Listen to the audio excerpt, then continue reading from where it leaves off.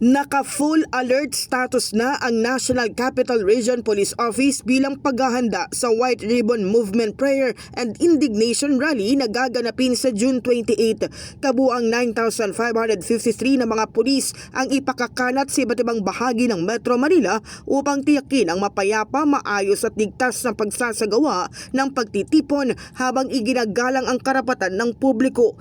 Kabilang sa mga babantayan ng mga pulis ang People Power Monument, EDSA Shrine, Menjola, Ayala Bridge, US Embassy, mga pangunahing lansangan, transport terminals, checkpoints, border control points at iba pang convergence areas. Inaasahang aabot sa 10,000 katao ang dadalo sa pagtitipon na isasagawa sa White Plains Avenue sa Quezon City mula alas 2 ng hapon hanggang hindi lalampas sa alas 8 ng gabi. Ayon sa NCRPO, epektibo ang full alert status simula alas 5 kahapon ng hapon hanggang sa matapos ang security operations kasabay ng pakikipag-ugnayan sa Quezon City Government, MMDA, event organizers at iba pang concerned agencies. Samantala, pinaalalahanan ni NCRPO Regional Director Major General Anthony Abirin ang lahat ng ide-deploy na pulis na pairani ng disiplina, maximum tolerance at paggalang sa karapatang pantao habang pinananatili ang kaayusan at seguridad sa gagawing rally.